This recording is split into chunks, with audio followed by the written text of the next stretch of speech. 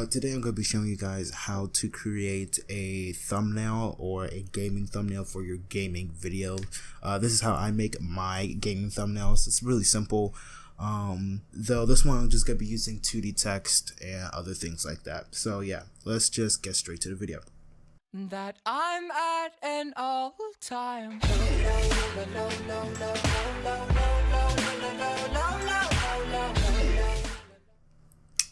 Now, in this video, I will be showing you how to make this text, obviously. This thumbnail.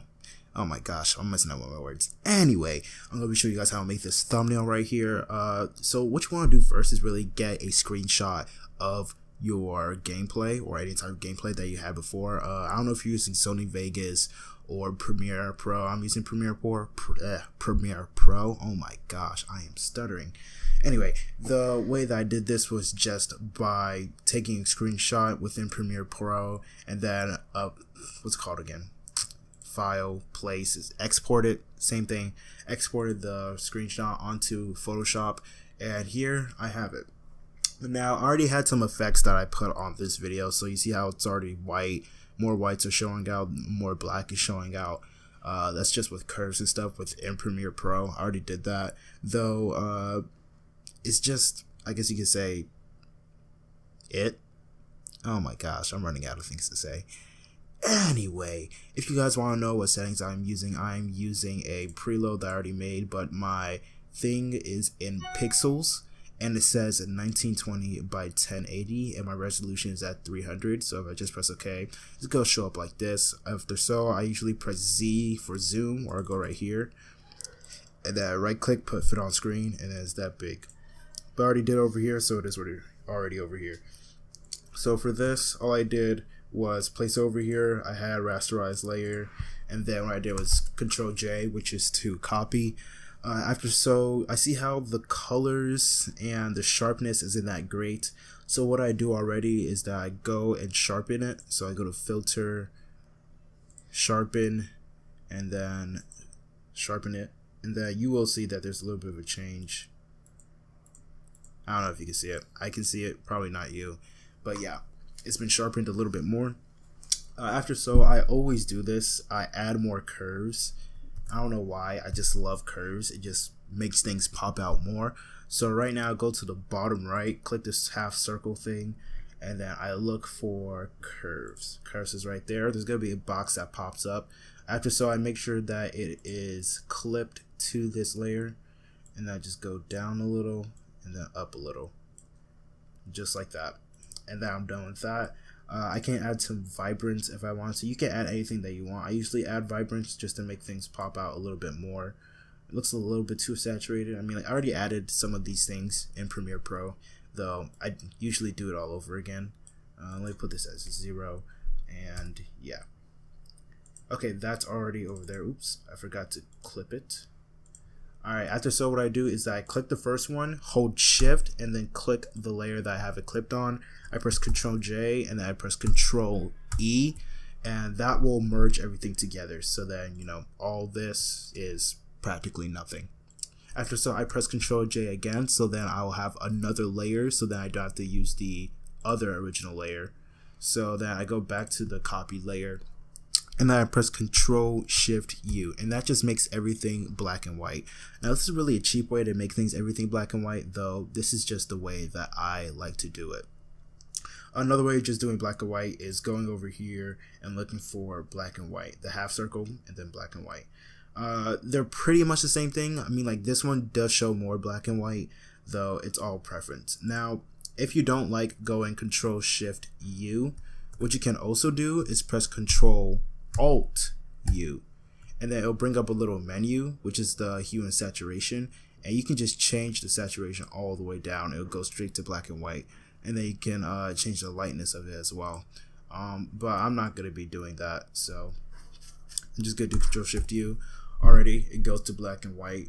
It's already there, and yeah.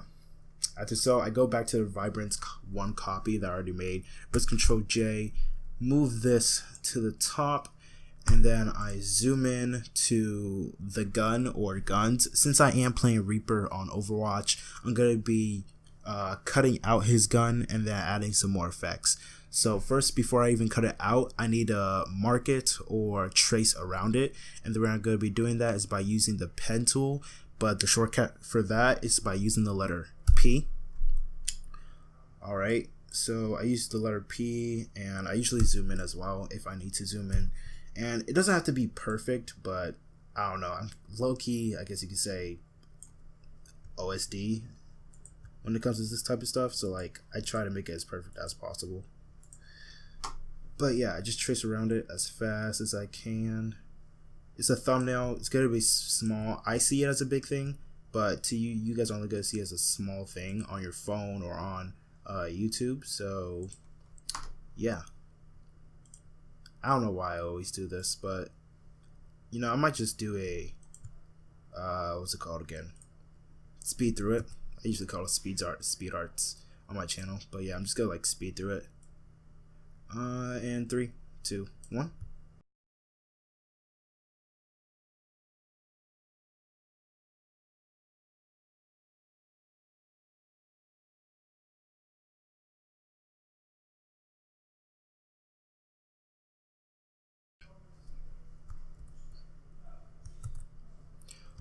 Alright, so now that I'm back, I just basically, once I've connected everything, oh gosh, I messed up.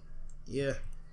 Alright, so I've connected everything, so now I just want to right click within that selection, make selection, press OK, and then press Control J, and then it makes a straight copy. So what it has done is highlighted just this area.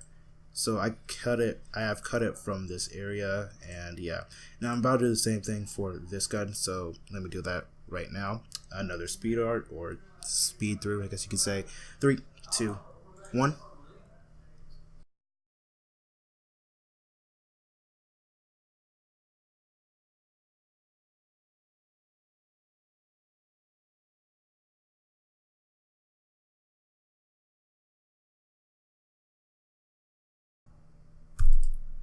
Alright, I'm back. I've already made 2 selections already from the guns.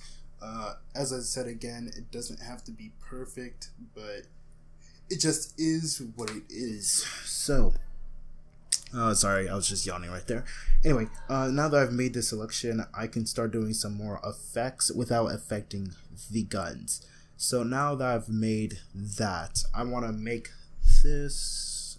let's see here. We're gonna do a Gaussian blur, but before we do a Gaussian blur, I want to make this. Actually, you know what? Let's do the Gaussian blur right now. So to do a Gaussian blur, you go to filter at the top left, look for blur, and then put Gaussian blur. Now I usually put mine at 2.5 or 3. 3 looks a little bit too much for me, though. I usually like to do 2.5. So 2.5 it is. So basically what I did was just take the guns out and made the rest of the stuff, you know, blurry. Now, as I saw that I've done that, I might, let's see. You know, I'm actually going to delete the black and white layer because I'll use that later. I'll just make another one later on. And what I'm going to do is turn this one back on. And for the Gaussian, I'm going to go all the way to the bottom to the box or square that has a circle cut out of it. And it's just going to make another layer mask with another layer mask. Alright. So after so, I grab the brush tool. It's the shortcut for that is the letter B. So, okay. So after so, I'm just going to highlight a little bit of it and it will erase it. Now, if you don't want to erase it all the way, then you can just go to the opacity. Opacity is going to be at the top left. All you want to do is just move the slider either to a 25 or 50. I usually do 25 for preference. And then I just highlight little by little inside the middle. And this is just an easier way to do it. So if you do mess up, you can also just disable the mask and it's back there. It's an easier way than just erasing it. And yeah, I guess you can say that. So I just use this layer mask upon the layer mask. I don't know what it's called. What is it called? vector mask. It's called a vector mask. All right. So basically, I use this vector mask, and it's just an easier way to, I guess you could say, erase, or yeah, just erase without actually using the eraser tool. So I enable it, and it's just right there. After so, I'm just gonna make a copy of this, and after so, press Control Shift U, like I said before, to make the black and white layer. And yeah, you see how everything is more black out here, and then it's a little bit of color inside. So I'm just gonna, nope, click that side, highlight this a little bit more, give it some more color. I've already done curves on it, so it doesn't really matter from there on. After so, I'm gonna pick a certain color, but before I do that, I'm gonna open up a new mask. And to do that, just press Control Shift N, and it's gonna say new layer. Did I say new mask? I meant to say new layer. Anyway, after so, I'm gonna still keep brush on, but I recommend that you put your opacity all the way to 100. After so, you're gonna click a color. You know what? Let's choose the color blue, like a light blue. We're gonna click at the bottom left, and then click all the way by holding Shift. Click to the right, and then it highlights it, just like that. And after so, click this box right here that's next to opacity. Just change it a little bit, and that adds like a little bit of effect to it. Now you can change it to whatever you want. I usually do screen, or is it overlay? Let's see how overlay looks. Overlay looks a lot better. So I'm gonna keep overlay like that, and then after so, I'm just gonna make another layer, do the same thing, but I'm gonna choose the color white, and I'm just gonna click from here and then all the way over here. And then after so, I'm just going to lower the opacity since the color is white. Alright, so now we have our effects on the background layer. Next thing we want to do is add our lighting. So I'm just gonna press Control Shift N. Now I do have the colors white and blue. The easiest way to get rid of that is just press D on your keyboard. Make sure that you have the brush tool selected. You press D on your keyboard, and then it switches back to black and white. After so, I'm gonna lower the size of my circle by pressing the brackets. The brackets are, you have two brackets. They are next to the letter P on your keyboard. I just change the size of it, and I just go around just like that. That's one, and I do the same thing to this side. After so, I just lower the opacity. I'll just put it at like 11, why not? And then I do Control Shift N, do the same thing, but I either make it bigger, and then do the same thing over here, and then I change the opacity. Let's say let's put this on 5. Alright, so those are our two black ones. I'm gonna do one more, and this will be the special lighting. I'm gonna change my color to white. So the easiest way to change it, if you have black and white, or if you have any type of color within these two, and let's say you're already on white but you want to switch to black, all you have to do is just press the letter X on your keyboard, and then it switches it for you. I'm gonna be staying on white. Tap like the top middle part of the thumbnail, and then what you want to do next is press Control A, press the V on your keyboard, and then click these two to center it. Oops. Or no, just click this one, and it'll put it in the middle. After this, just Control D, so that will deselect everything. And then after so, I highlight all these, and then press Control G, and then it groups it all together. And all you have to do is just label it lighting. Okay, so now that I'm done with the lighting, now I have to do what I want to do, or have to do, is add some special effects, or not even special effects, just certain simple things that make the guns pop out. So I just right click, go to blending options. I can do a drop shadow. Usually for a drop shadow, I put my distance at 0, 20, 20. And then after so, I would add not a color overlay, a stroke, because strokes, for some reason, these just look really great. Should we choose a blue or a purple? I think purple looks really good, so we're gonna choose a purple right there. And then I usually choose an outer glow. The outer glow, I usually choose a purple or a blue. I mean, yeah, a blue, just to make it out more, I guess you could say. Just gives it like a little bit of a pop. Alright, after so I've already made this for this layer. Now the only reason I'm gonna copy it is because I want to do the same thing for this gun. So I'm gonna right click, copy layer style, right click, paste layer style, and then it does the same thing to this side. I'm only doing this because this is Reaper and you know he has 2 guns. Alright, so next part is the text. Now I did say this is going to be a 2D text. If you guys want to see a 3D text, then just let me know down in the description. No, not the description. Let me know down in the comments below. And yeah. So obviously for text, you're going to go to the text icon right here, or you can press the letter T. And after so, alright, we just click it once. And then the text is the text I'm going to put in is, I'm going to put it in caps. Finally in my dorm room. So this video is actually going to be coming out really soon. Title, finally in my dorm room. It's a very nice title. Everyone's going to like it. And yeah, after so, we're going to click it. Now we will be able to change the color and all that type of stuff. But what we're going to do is double click it. I don't really like how it's just straight like that. So I'm going to find a place in between where I can just click it and press enter. And then it just puts it all together. Now, if you're not having this type of layout, then all you can do is just press Control A and then Control T, and then it will give you all these options right here on the right side. I have my 12-point font, not font, sorry, 12-point size. I also have the font as intro. I like intro. It is what it is. And then after so I can change the color right here. Let's choose, let's say, purple would be a good color. Yeah, you know what? Let's keep purple.